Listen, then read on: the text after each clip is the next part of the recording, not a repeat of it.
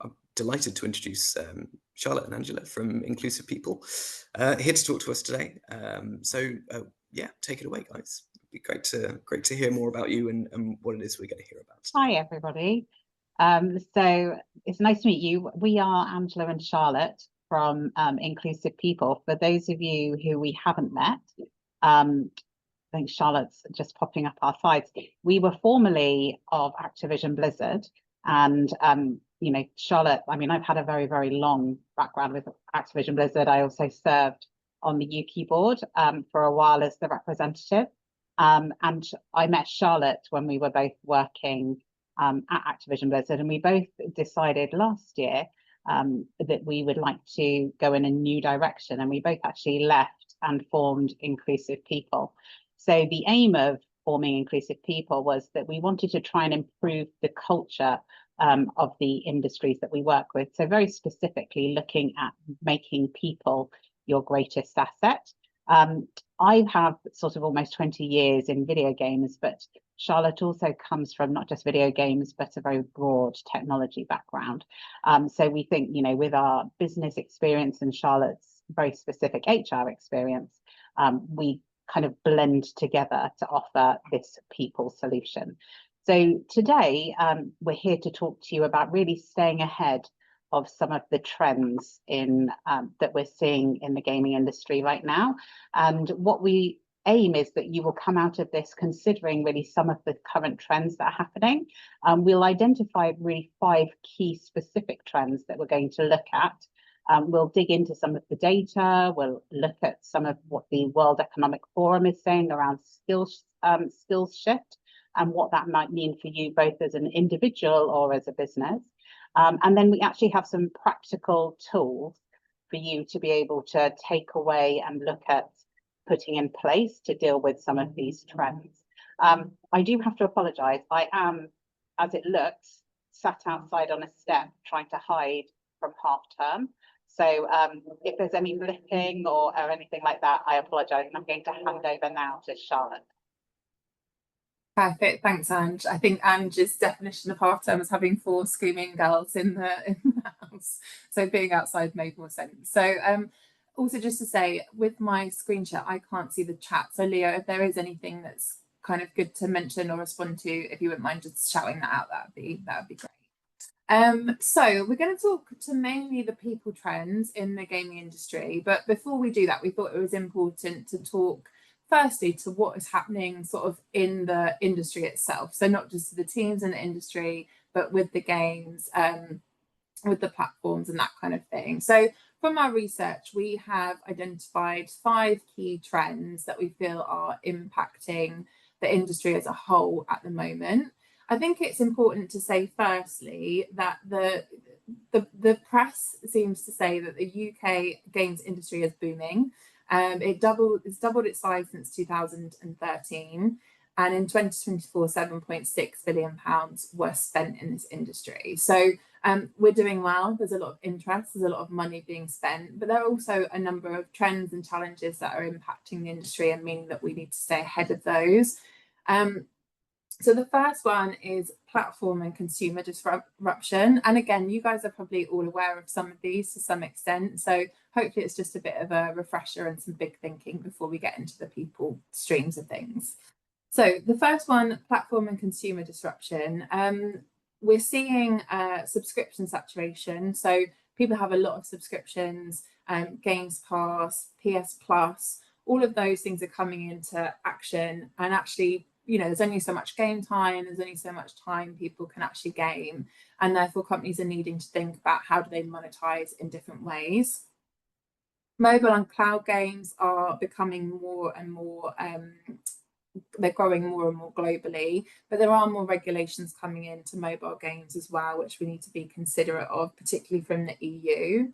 And live ops becoming more current and community management with a sort of 24/7 support service being required means that there needs to be greater integration between dev, community management and product teams as well. So sort of not that those challenges haven't been there, but we're seeing them more and more from the way people are playing games. Then if we look at regulation, IP and data protection, we're seeing that GDPR and data protection is one of our biggest risks. So for every industry, for many companies, data protection is very important. And in the games industry, it's no different, particularly with the advent of AI. The Online Safety Act for the UK, launched in 2023, is driving more responsibility for moderating content as well, which I think is meaning that we all need to take slightly more responsibility for what's been held and put on our platforms. And AI generated content is raising a lot of questions around IP ownership. I think a really interesting story with this one is around Epic Games. So it's been in the press over the last week or so. A complaint was made by the Actors Union, SAG-AFTRA, against Epic for using AI generated or recreated voice of Darth Vader. And that's causing quite a stir sort of around what's right and wrong in the AI kind of ethics element. So that IP conversation is definitely kind of at its peak when it comes to AI. And then talking to AI more generally, because you knew it was going to come up in this topic, and I'm sure it's come up in many of them, copyright infringements will become more and more common, I think, when it comes to using AI. Ethics generally around AI will become much more in the limelight and in discussions. And it's super important that gaming organizations have clear policies around the use of AI. Otherwise, we can get into sticky water like we're starting to see in the press. And then just a couple of other themes that we're seeing in the games industry are around political and economic factors. Every industry is seeing challenges in both of these spaces, but we don't totally understand the impact of the US tariffs on our industry, nor do many others, but I think that's something that we need to consider and sort of wait and see what comes from that.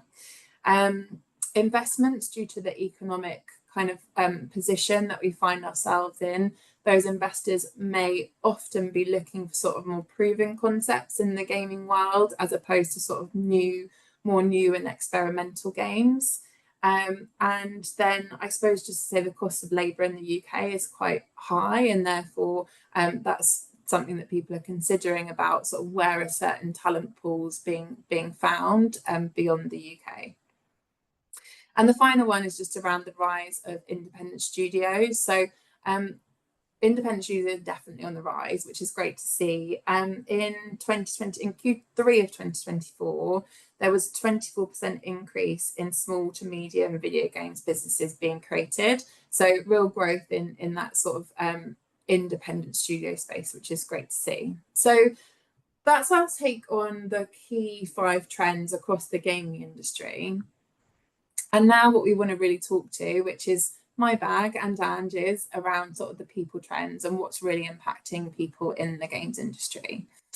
We were going to do a little bit of a poll here around what you all thought, but unfortunately due to some of our tech restrictions, we can't. So we're going to keep speaking at you, but please do put questions in the chat, or, you know, views or opinions. We'd love to hear those. So I'm going to start off by sharing the 5 key people trends that we are seeing through the research that we've done. So they are AI and automation impacting people in the games industry, flexible working and how that is showing up in the industry, health and well-being generally in our population across the industry, layoffs and that potentially being the new normal, and the evolution of leaders in the industry.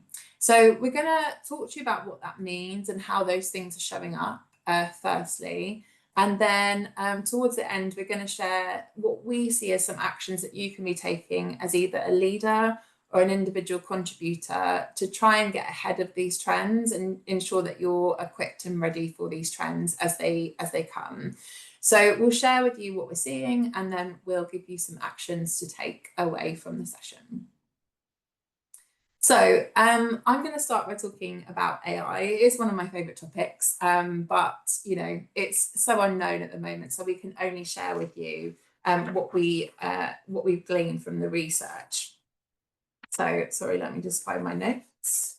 So in terms of AI and automation, only 38% of businesses have a clear AI policy.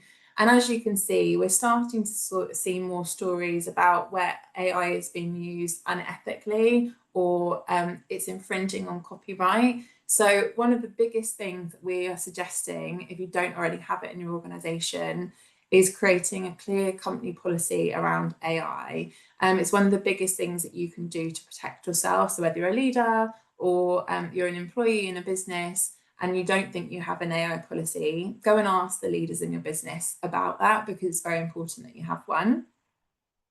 And then the next point is, you would be surprised who the blocker to AI is. Through our research, it's been really interesting to see that actually the biggest blocker to AI is actually leaders. What we're definitely finding is, through a McKinsey report that we recently read, is 59% of all employees want to adopt AI. They're very optimistic about AI. They want it to happen quickly. So I think leaders will often use this sort of sense of, oh, I don't think our teams want that. They're not ready to adopt. But actually, teams are very much ready to adopt.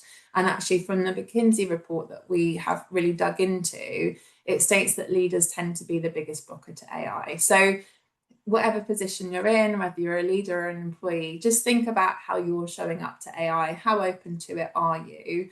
And actually, one of the other interesting stats is that millennials are the quickest adopters at the moment to AI.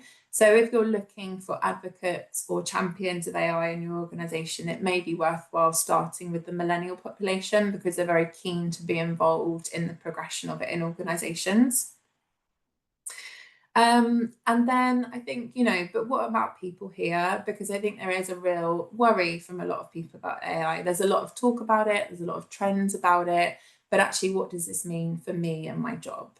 And the answer to that is nobody knows at this moment in time. But the key here is, at this current time, human interaction with AI is the most valuable way of doing things. And then I suppose the question is, how can you be prepared when it comes to AI? And we'll talk about some of the skills that are very beneficial for the future a little bit later on.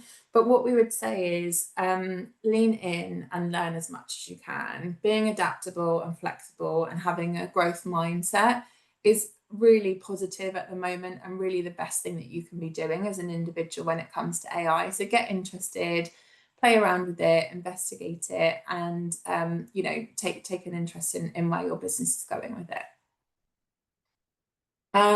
So that is AI. The next point that I wanted to talk about was flexible working. So by flexible working, I mean that in the broadest sense. So maybe this could be where and how we work. So what we're going to talk about is what flexible working means to teams, and where they want to work, whether that be virtual, hybrid, or in office.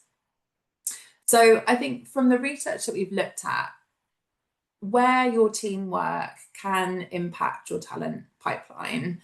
And by that, I think the biggest stat to read out here is 2 in 3 workers would leave or consider leaving their job if asked to attend the office full time. So many companies will be doing many different things when it comes to how they choose to operate.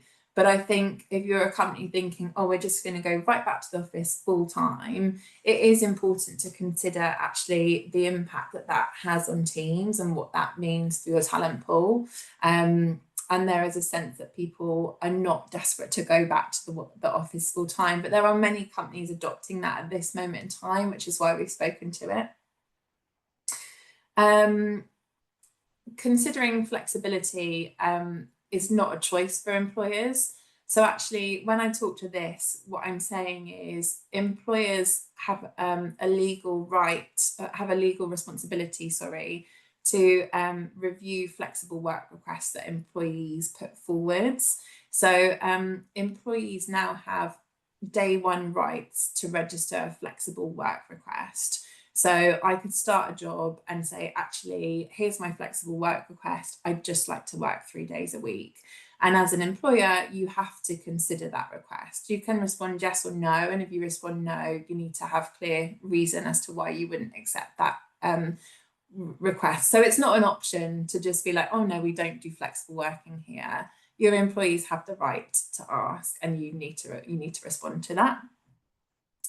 I think also when it comes to the difference between how big corporates are working and how smaller studios are working, what we're seeing is that 30% of large corporates who already mandate days in the office see that they will extend to more days in the office in the next 12 months. So big corporates tend to be seeing more of a trend of going back to office and increasing those days in office. Whereas what we've seen in game studios is actually 65% of game studios are hybrid and see that as working really effectively right now. So it's funny how those different sort of setups of organisation are seeing quite different trends in where they are choosing to work and how that's working for their employees. And then just a couple of other points around sort of being flexible around how people work and where they work. The question is, does flexible or sort of hybrid working support inclusion? And the answer is yes, it does. So hybrid working attracts 30% more diverse candidates into pipelines where a business is operating in a hybrid model. And actually, hybrid working increases employment rates of disabled workers by 20%. So actually, it's much more inclusive as a way of working to be hybrid than being fully in the office or fully remote. And then when we look at sort of the health of the workforce as well, from a report that we looked at, it says 76% of UK workers say hybrid helps them balance work and life. Some employers, particularly, I think when we're looking at industries like the banking industry, sort of the finance industry, I think they're very clear they want people back in the office 5 days a week.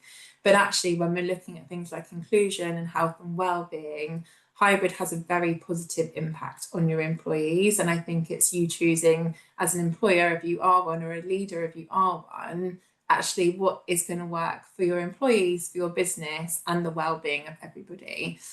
So that's one thing to think about. So I think Ange and I, generally from our research, are quite pro-hybrid, but there are downsides to it. And this is one thing to consider when it comes to hybrid working. From the research that we've done, actually, we can see that when junior or quite new talent is coming into an organisation, they can find it very hard to get up to speed in hybrid organisations. And it takes a lot longer when they are hybrid, when you're bringing junior talent into an organisation. So if hybrid is working for you generally in your company, do just consider when you're onboarding new people, and particularly junior talent, thinking about, you know, how you can do more for them to get them up to speed as quickly as possible. So I think that's me, and I'm going to hand over to Ange so you can listen to somebody else for a second. Hi. So I think, you know, the health of the workforce has been has been a trend that we've seen repeatedly over the last few years. And you know, I think there's a lot to consider in this space, really. Like, I don't know if any of you are aware that 38% of the working age UK population are actually classed as disabled. And actually 1 in 3 Gen Zs have reported having symptoms which are of some form of common mental health disorder.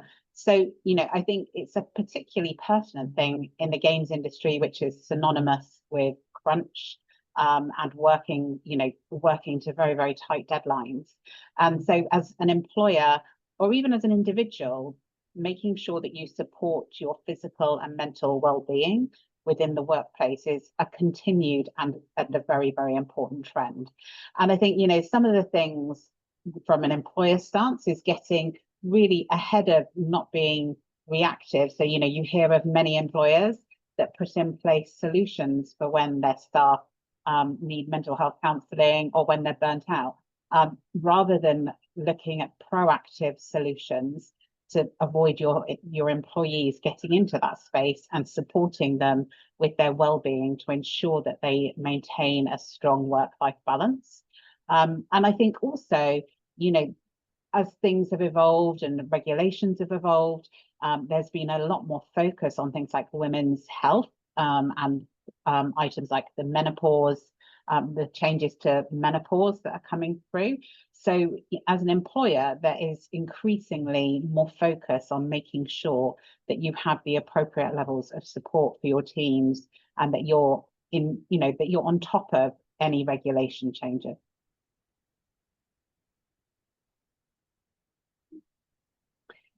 This one is one I think everybody is, has been touched by in the industry. Layoffs, I think there's a whole thing of, is this just going to be, was this just a period of time, or actually have layoffs effectively become the new normal for everybody? I think GDC's State of the Game Industry Report said that 41% of developers had felt the impact of layoffs, and that was in 2025, and that was up from 34% the year before.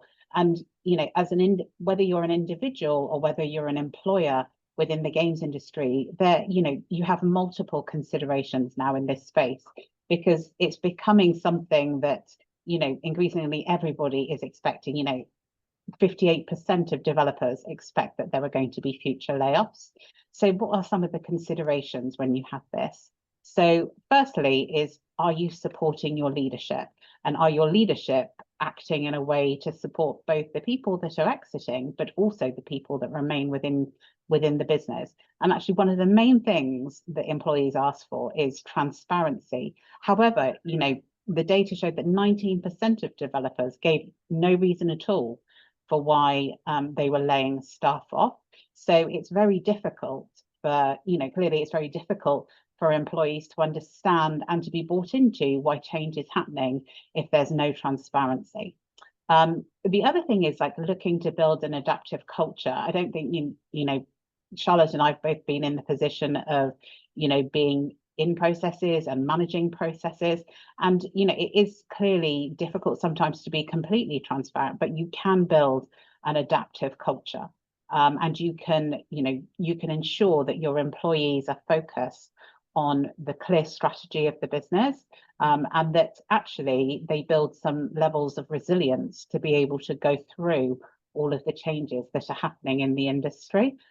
So, the World Economic Forum have said by 2030, 70% of job skills will have expected to have changed. So actually, what does that mean for your business? And what does that mean for you as an individual? So Charlotte talked about AI. How is that relevant to you? How as a business are you preparing for the skills that you're going to need in your future business plans? How as an individual are you looking and owning your own development to prepare for actually what might happen in the future? And this ties in really with leadership evolution.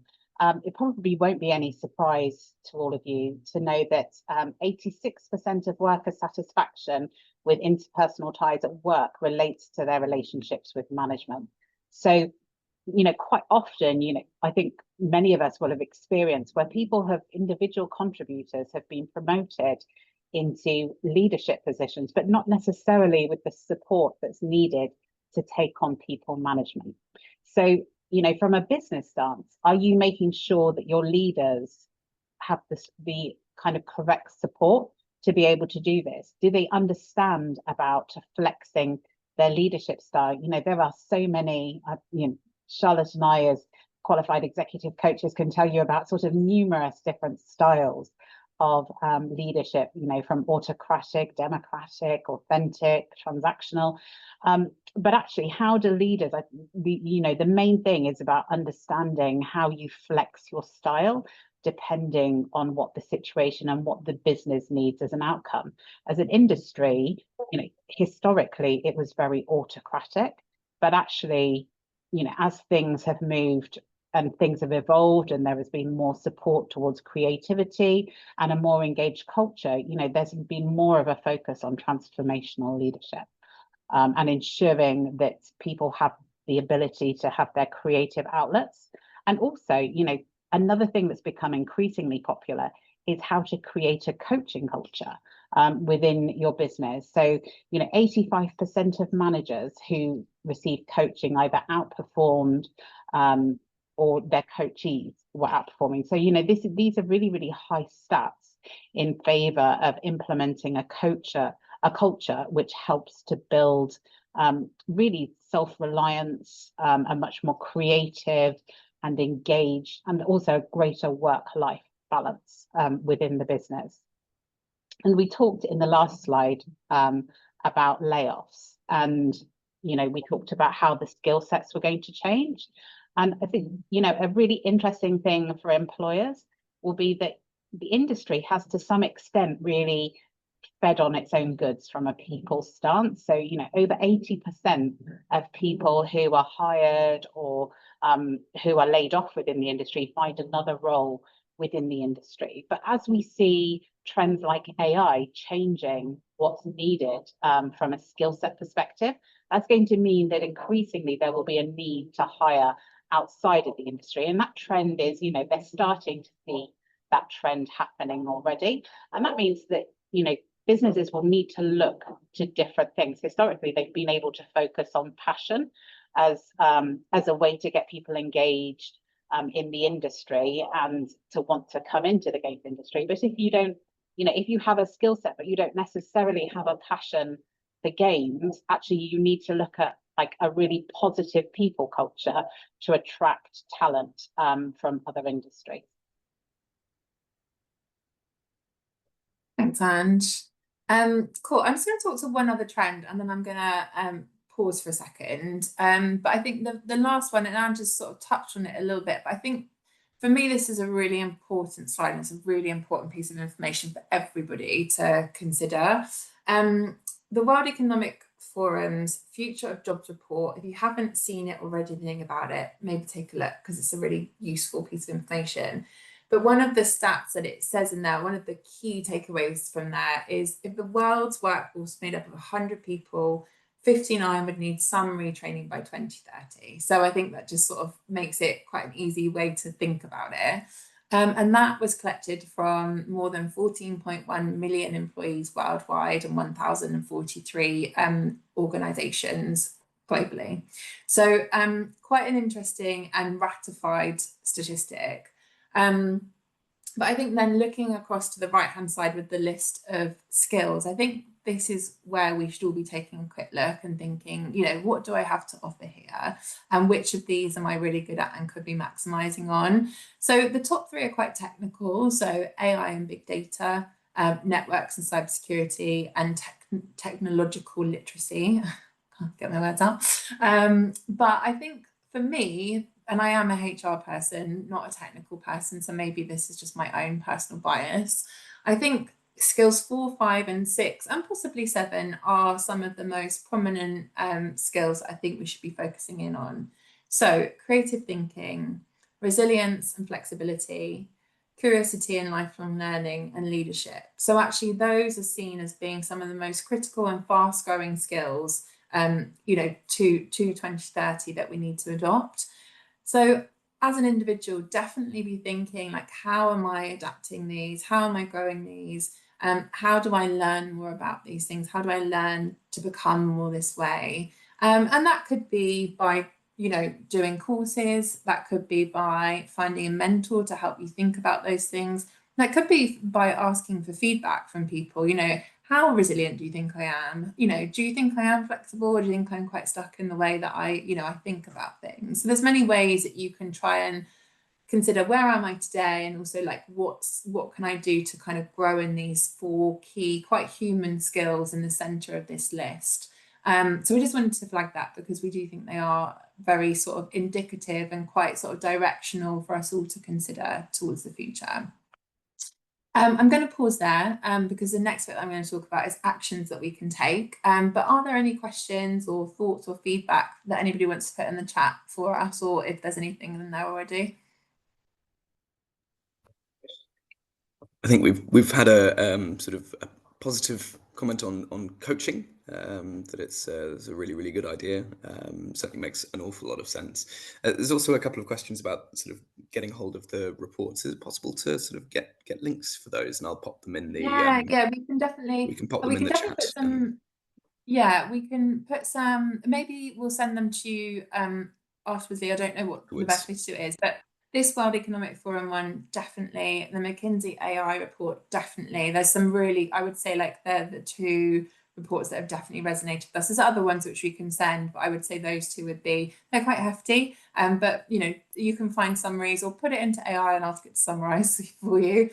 Is always quite a good thing to do. So yeah, of course. We'll be That sounds like a good idea.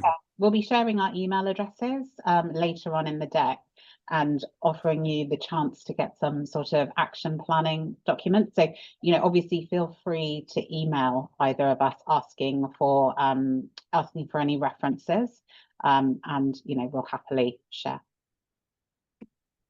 Perfect. Thanks very much.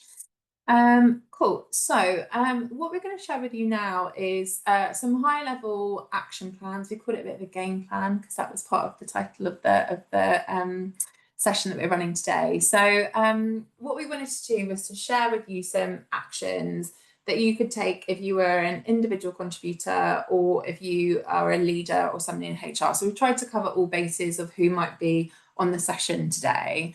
And we've looked at the sort of 5 key trends and aligned a couple of actions with each of those trends to help give you some way forwards. So firstly, starting with AI and automation, so the column to the left-hand side of the screen. And if you are an individual contributor, what we would suggest is that you seek out sort of mentors. If you're not sure where to start with AI, or you haven't quite adopted it, or you think, oh, everybody knows and I don't know, go and have a chat with somebody who you know is interested, because they will be able to support you. They'll be able to recommend some tools to use. And don't be afraid, because I think everybody likes to sort of, you know, they've got a bit more expertise. They always like to share that. So I would say go and have a conversation with a peer or mentor.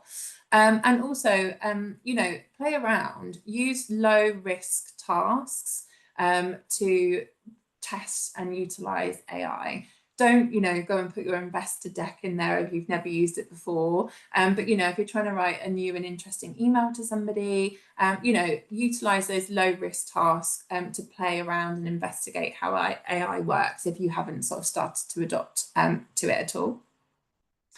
And then if you're a leader or a HR person when it comes to AI, I'm going to say it again, I'm going to say it every time. If you don't have an AI policy in your organization, get one. And again, we're happy to help with that, but it's really the most critical and important thing that we would say around this topic to do. And then when it comes to sort of flexible working, where we work, how we work, what we would say is if you're an individual, you know, managing your time and sort of trying to be flexible with work and home life can be very difficult. So try and make your work week as positive as it can be. So if you work in a hybrid way and you commute to work on a couple of days each week, the days that you don't commute, use that time for yourself. Go for a walk, meditate, you know, chat with a friend, do something in that time that isn't just work if you can. We know crunch is hard, we know you're all busy, but just plan your week as you can. And then when you're in the office, use that time to collaborate, to be social, to build relationships, you know, use the time that you have in different spaces to its fullest potential. And then when it comes to flexible working for leaders and HR teams, I think the most important thing here is build trust in your team and decide upon the way your office works or your company works based upon output and not presenteeism. Don't base your take on whether we should be in the office or not on, you know, or we sort of just need everybody here. Really think like, how do your team flourish the best? How do they deliver their best work? Is it in person? Is it actually virtually using different online tools? So just avoid presenteeism and build trust in your team by looking at the outputs that they deliver. Then when we look at health and well-being, if you're considering, you know, yourself as an individual, we would say here, one of the biggest things that you can do to help improve your well-being at work, particularly in difficult times, is to have a support network and colleagues or friends in the workplace who you can confide in and speak to. Sounds a bit deep sometimes to say having friends at work, and some people go, I don't have friends at work, but actually I think having people that you have slightly different and deeper relationships with to talk about and, you know, vent, who understand your world, is important. So maybe think about how you bolster relationships with people in the office to become more of a support network to you. And then thinking about leaders in HR when it comes to health and well-being, there's a couple of suggestions there, but the one that I would really call out is, if you are a leader, really endeavour to role model boundary setting. It's very nice to say to your team, oh, of course you can leave at whatever time, I just need to stay here till 7:30 to finish this. Your team, whatever you say, what they see you do, they will feel they need to do. So try and role model good boundaries, try and leave on time, even if you're going home and secretly doing emails, which I hope you're not. But if you are, you know, just ensure that your team know that you also set boundaries. Even if you voice permission, what they see you do will be what they feel they must do. Talking about sort of the new normal and impact to roles, we've said it a few times and we'll continue to say it. Take control of your own development. You know, what skills do you have that you can absolutely maximize? What would you like to learn that you haven't quite got to yet? Now is the time to really look at sort of building those new skills in yourself. And when it comes to leaders, it's very much about investing in leadership right now. You know, people that know how to successfully support and engage with their teams in challenging times. So actually, if you have managers and leaders in your business and you haven't really invested in their learning and growing, then now is probably the time. So yeah, those very personable leadership skills are definitely worthwhile investing in at this time. And then finally, the last trend that we spoke to was leadership evolution. And this is a hard one to build an action plan around if you're not already a leader. But I think if you have an aspiration to be a future leader, really think about, you know, and we've all said it, and, you know, if we've aspired to be a leader or have a team, often the suggestion is, how can you lead without a team? And I think that is, there are so many projects these days, there are so many extra things that people can do. Think about how you can become a leader amongst your peers. Who could you mentor? You know, who could you help on board to really try and start to grow those leadership skills in yourself? And then finally, when it comes to the role of leadership and HR in terms of leadership evolution, I think one of the best things leaders can do to really evolve and their team to see them as a sort of guiding light and a supporting person to them, I think, is to open up. So one of the things that we would really suggest if you're a leader is that you run monthly or quarterly sessions where people really can ask you anything, where you're not afraid to be more vulnerable, show them more of who you are outside of work, ask questions that they might be worried about, talk about topics which you don't generally talk about in more operational meetings, but just give that space to be more open and listening to your team, because it really can add a huge amount of value for them getting to know who you are as a person. So they are just a few suggestions. We have a sort of a game plan document. So we have a fact sheet giveaway, which really goes into a lot of detail about what you as a leader or an individual contributor can be doing to respond to some of these key trends. So if you'd like that, our email addresses are here, and we'll share them just again at the end when we wrap up. But please feel free to drop us a line and we can share that with you after the session very, very happily. And it just gives you sort of new and interesting takes upon how you can really, you know, face into some of the trends and the challenges and act today. Okay, over to Ange. Okay, so just to wrap up really at the end, and just to kind of give you a little bit of a flavour of what we do at Inclusive People. We do many of the things, you probably won't be surprised to know that, we do many of the things that we've talked about today with regards to developing positive people cultures. So, you know, we can help businesses to build more inclusive workforces where they see that, you know, they don't necessarily have a good representation of the markets that they're serving. You know, we can help to look at what your culture should be really, and future-proof your culture, to make sure that you have the best productivity and you're attracting the best talent. We help businesses go through change. I think, like we've discussed, layoffs are probably here to stay forever, and it's how we adjust to them and how we build resilient teams, so that people aren't saying, oh, I don't feel that I can do something or commit to something because of I'm worried about redundancy. It's like, how can you carry on with your life whilst all of these changes continue to happen around you? So looking at how you have effective people-centric change, and then also going back to some of the leadership stuff, actually, how do you build a really, really strong leadership team, and how do you support the teams underneath the leaders? And then finally, we do a lot of work on coaching and mentoring, and I think it's important to understand, this can be, it doesn't need to be sort of from a senior person to a junior person doing coaching or mentoring. Actually, some of the most valuable experiences come from, say, reverse mentoring or peer-to-peer coaching. So, there are so many different options that are very, very valuable to building to building your people culture.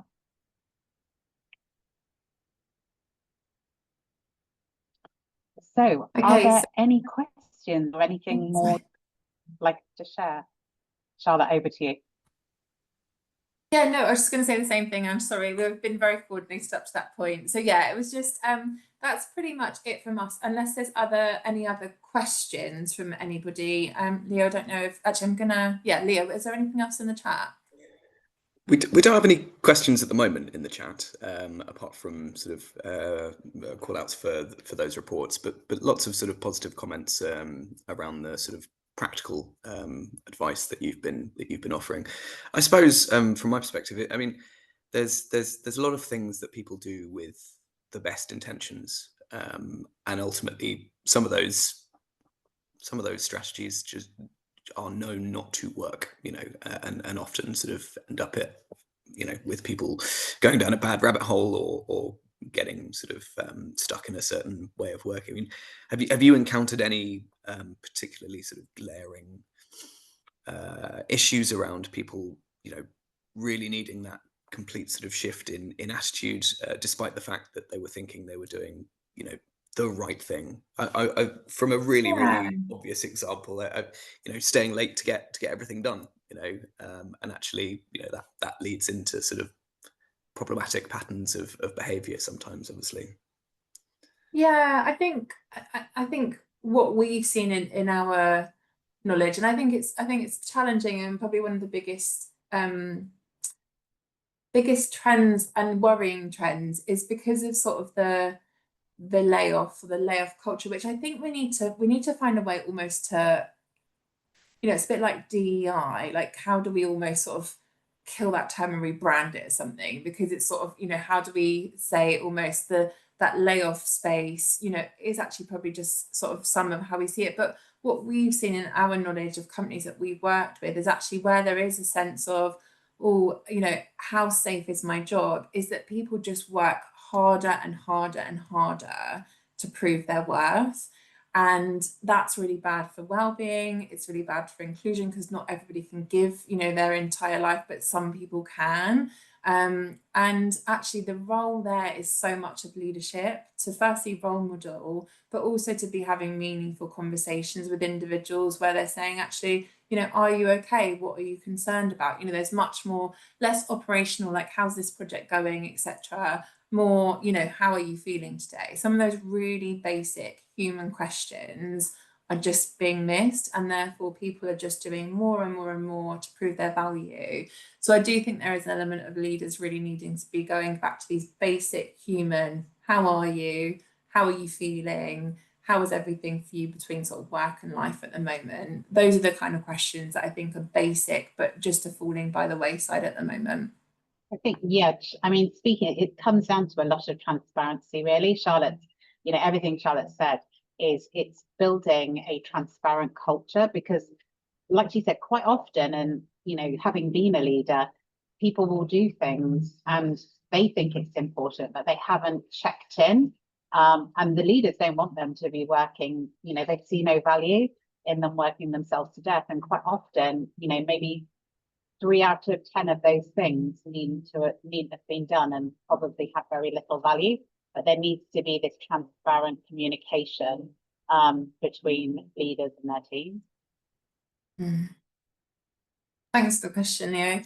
So we'll share after this, if that's okay, the CIPD sort of flexible hybrid working report, the McKinsey AI report, and the future of jobs report from the World Economic Forum, because I think they're probably the most useful sources.